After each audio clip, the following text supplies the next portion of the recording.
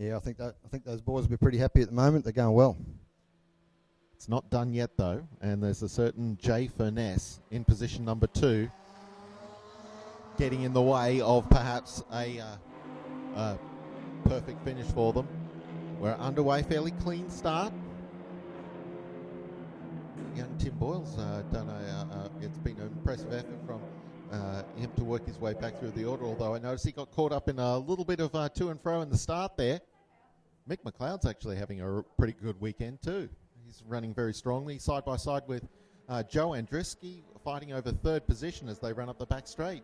Jamie Furness, though, he's got the whole shot start. Yeah, he's pulled about 3.5 car lengths at the moment, but they'll get back onto him under brakes. Being a lead car, you're always a little bit hesitant when you get there first. Yeah. And everything's cold, and that's right. And you don't know what's been left on the track from the previous 2 or 3 races, so it's all a bit of experimentation. A bit of dirt kicked up there, but nothing more exciting than that, really, out of turn 3. So again, it's been a pretty clean start, all told. Mick McLeod's just got through to 3rd place. Brock Mitchell's right there. And Kyle Lovering. Yeah, Kyle's in there too, in 5th place in the white car. Yeah, he was at round 1 in the championship, but certainly the car was really running quite poorly, the 27. Good to see that these back up to speed again today. But here we have McLeod running wide. Now, we say sometimes the wide line is the fast line. It's more of a turn 3 thing than a turn 6 thing. But when you've got the left-hand side of the car in the dirt, that's not really the fast line at all. And actually, you see there a fairly graphic demonstration between the really quick cars down the straight. Lovering, Mitchell just losing a bit of ground to McLeod and Joe Andriski on the run down Dick Johnson straight, but they all bunched up again through turn 1. Yeah, best thing for Brock Mitchell and Jason Levitt is to try and tuck in and get a toe down the back straight here. Yeah, well, with Lovering running right alongside McLeod, that will help considerably. And see, Levitt was picking up. Oh, hello, someone's going on a bomb dive on the outside. Mitchell. Hang on to it, Brocky. He's pulled it off too. That's very nicely done. That's really deep under brakes. Has he got the speed now to hold it on the inside up to turn 4? At the very least, he's moved up. He's hanging in there. He's hanging in there, yeah. Yeah, it's 5th, possibly 4th. Who breaks later? Oh, he's pinched the brakes a bit on entry to turn 4 there, but got it done. And Mitchell into 4th position and right on Joe Andriski's hammer. Well, Mick McLeod got caught wide there, might have locked the brake, I think, but he'll come back through. Yep, and he's immediately pouncing on Jason Levitt. Yep. Levitt moves over to cover the line, though. But meanwhile, front of the field, Furness is right there now on Scott Andriski. Scott was able to open the gap up slightly, but that's disappeared. Jamie's close enough now that he can type an SMS on the rear bumper of Scott Andriski. In fact, he's getting up alongside. Is this a change for the lead? Jamie tips in. Scott's having to stay wide to allow Jamie to essentially not crash into him. And in the end, yeah, just the slightest bit of sure-footed advantage to Scott Andriski, who was able to hold out Furness, but that was close. Here comes Jamie. Got a toe down the back straight, so he's back up the inside. And we'll get to the front, but Scott might hang in there and go around the outside too. And it's on back further in the pack, 7th, 8th and 9th. Yes, indeed. Oh, it's the 3 wide again. Jamie got a very nice run out of turn 3, and he just let it go just a little bit on the exit, allowed the car to drift slightly wider just to make it that little bit more difficult for Scott Andriski, but he got a good exit himself as well. And Jamie will hang in there on the outside through turn 4, and if he can stay there, which he has, he'll hang in there on turn 5, which will give him the inside run for turn 6 then. As long as he can keep it on the black stuff. So they'll go down to turn 6, and they'll probably go through turn 6 and out of turn 6 side by side as well. Or maybe not. Jamie's backed out of it. Well, I was going to say it's a long race, but actually it's not really. It's well, we're only on we're about to complete lap 3, So we've still got 9 laps to go. So quarter race distance.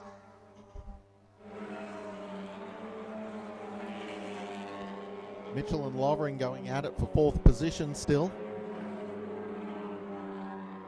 Those two cars might not have the horsepower of the cars in front of them, but they're certainly keeping the rest of the field in check. And Brock Mitchell's just done the old over and under. Kyle's gone up the inside down the straight, gone a little wide, and Brock's gone back under him, back in the 4th place. And Tim Boyle, it looks like, is reeling them in. He got a nice run through turn 2. And Kyle Lovering back up the inside, back in the 4th place again. On at the front again, they're side by side in turn 3. Oh, here we go. The race leaders, though, Furness and both the Andriskis now. Joe has broken away from the best of the rest battle, and Scott Andriski and Jamie Furness were again side by side through turn 3. This time, Jamie was a bit firmer on the exit out of turn 3, and he leads the Andriski family into turns 4 and 5. With a bit of free space to himself, Joe Andriski was able to knuckle down to some fast lap times and catch the 2 race leaders. So can the Harvey Towing cars double team the Zuma Signs car who's leading the race? Scott stuck his... looking further back in the pack, we see the Brock Mitchell stuck his nose in on Lovering, but he wasn't really far enough alongside for any kind of positive solution. So I guess it was just track position for the run down the straight.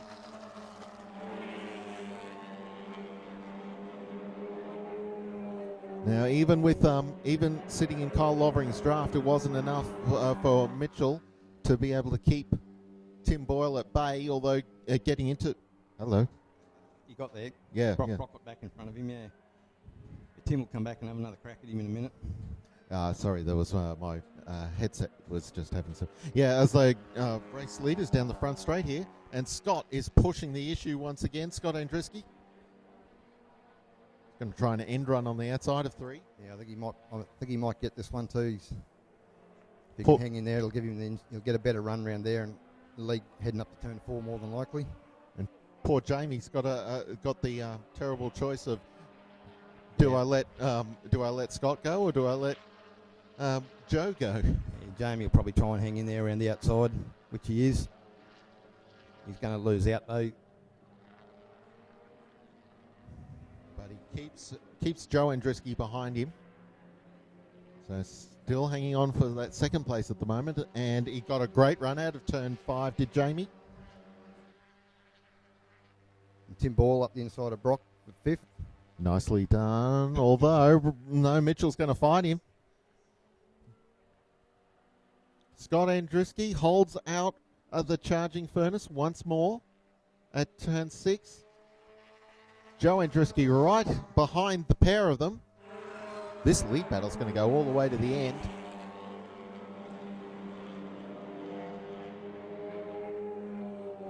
Scott Andriski, Jamie Furness, and Jamie Furness has got the nose in on the entry to turn 2.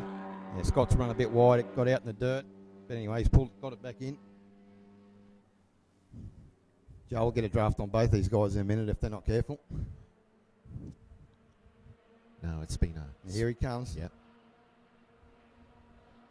Joe right up alongside Jamie here. Jamie braked later though. So Joe's still running within himself just at the moment.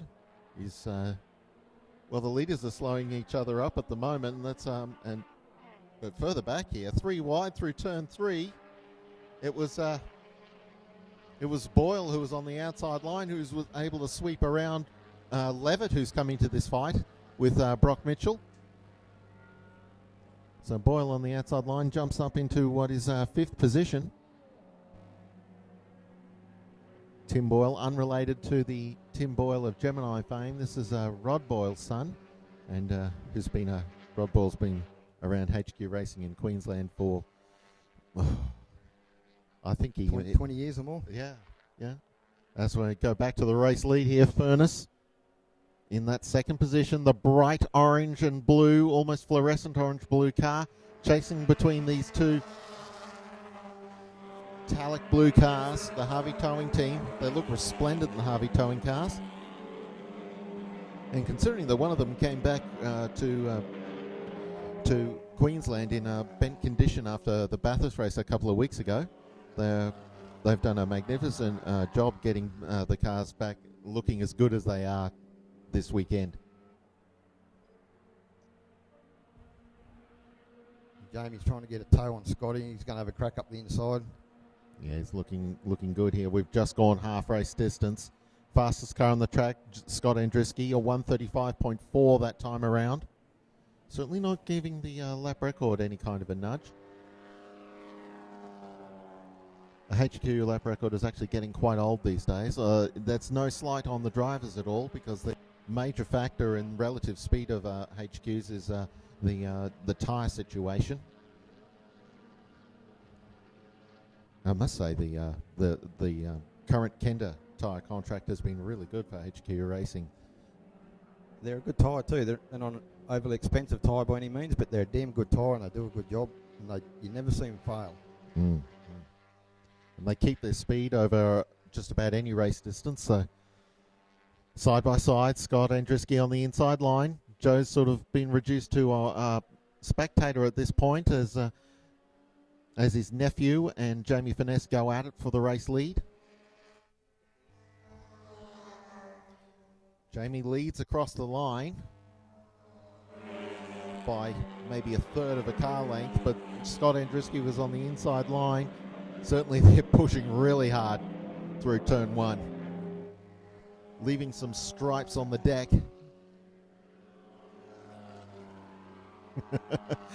0.02 of a second was the gap across the line just then.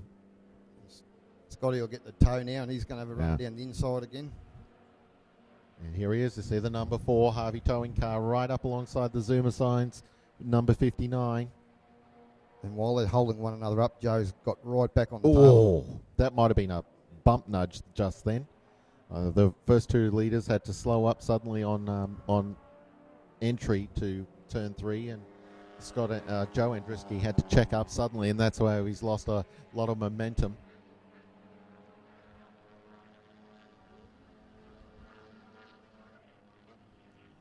Side by side. Oh, there might have been a slight rub there.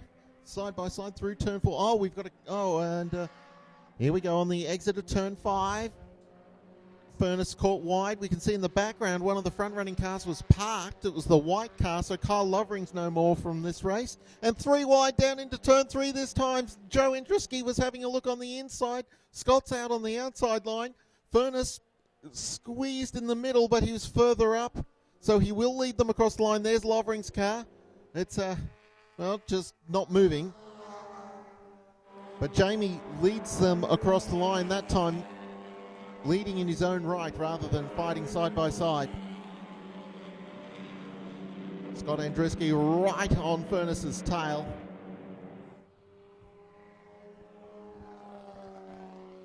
Is this slightly frustrating or enjoying in Joe Andriski's case, where you're watching the two drivers in front of you just rip each other apart and you can't really join in because they're taking up all the track? Here he goes. He's having a look. He's going to have a look indeed. Scott's all the way on the outside line. And we see Joe had to pull up because as Jamie and Scott turned in.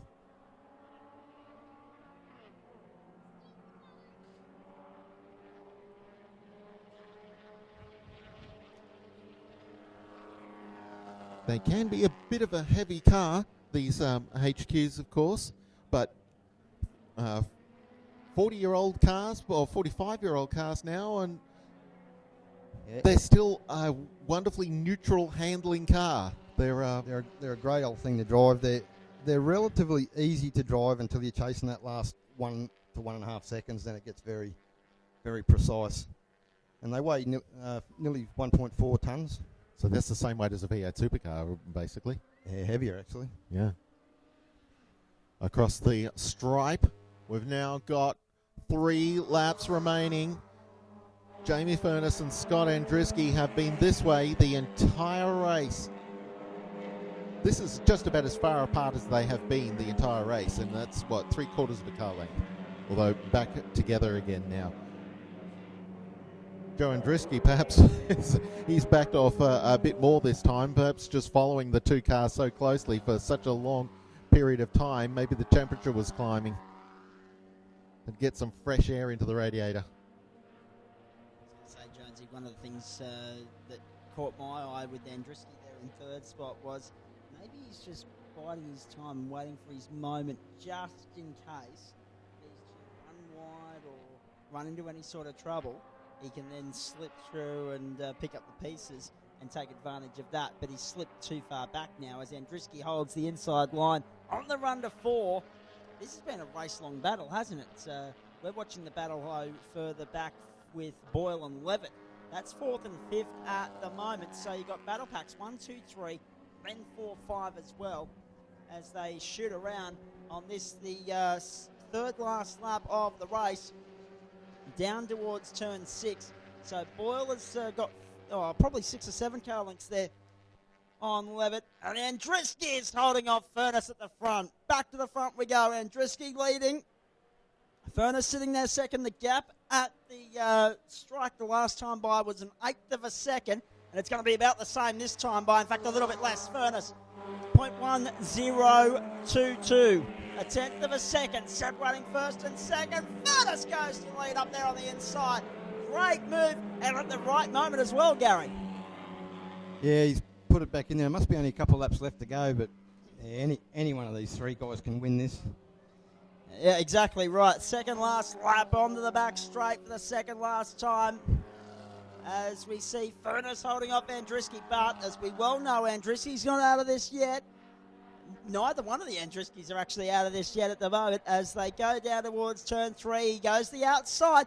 Now, as Jonesy pointed out earlier in the day and right across the weekend, the outside at 3 is the preferred line for the Kiwis. It hasn't done him any justice that time by. Furness has found a way to make the inside work. He holds the lead by the narrowest of margins, but not anymore up on the inside. There goes Andriski back to the race lead now. Will it be an Andriski 1-2? Not quite. Furness holding on to second by the skin of his teeth as they go through Snake Gully. Through turn 5 on the run up to 6. This is super racing in the HQs. They haven't disappointed all weekend. And the last race is going to come down to the last lap, the final 3.12 kilometres of this racetrack. Who's your money on? Oh, probably Scotty or Jamie. Yep. It's a bit harder for Joe to get to, but it's not impossible. But Not impossible at all. I was just watching Tim Boyle back there in 4th place. He's closing in on these guys relatively quickly too. He is, in fact. Let's have a look at the times comparison. 1, 2, 3, 4 that last time by. Yeah, he had 3/10 on the next best, did Boyle. 3/10 of a second, 35.8. And Andriski holds the lead by a knife's edge. And we are on the edge of our seat watching. Well, I'm standing up, but everyone else is on the edge of their seat as they watch this, as they go onto the back straight. Andriski, Furness, Andriski. Furness in an Andriski sandwich as he has been right through races 2 and 3. He's going to get 1 or 2 last opportunities here to have a crack and make it work. Up the inside at 3. Can he get it under brakes? Can he get it? Can he get it? No, it's going to be a fight all the way up out of 3 to 4. Furness will have to force him wide and try and get across and hug the inside line. He failed to do that. Furness will hold the inside running and the speed as well as they run up to 4 for the last time. It's Andriski from Furness by half a car length at the moment, maybe a bonnet length for these HQ Holdens as they go through. Andriski 1-2, maybe no, Furness holds on the outside. They'll follow him around. Andriski, Furness, Andriski to the last corner for the last time. 12 laps of exhilarating HQ racing. It hasn't disappointed us all weekend. I can't wait to see these guys back on the schedule here at QR later in the year. Get your hands out and smash them together, ladies and gentlemen. It's Andriski, Furness and Andriski, but by gee, it was tight. Andriski to the line. Furness can't get there at the end. And at the end, they're separated by 0.14 of a second. How clean and tight do you like your HQ racing? You've got to give them credit, not just for how tight they ran together, but for the racing room they gave one another as well. Great sportsmanship between the three of them, and great racing every step of the way. Yeah, that was a good close race from the boys in HQ. So Thanks for having me up in the tower, guys. Oh, thank you. It's always a joy to see you up here, Gary. Might see you next time, eh? We always prefer, of course, to see you with a helmet on rather than a trilby. I'll work on that for next time, eh? See ya. Thanks very much, Gary Bonwick. Of course, 2-time Australian champion, 7-time Queensland champion.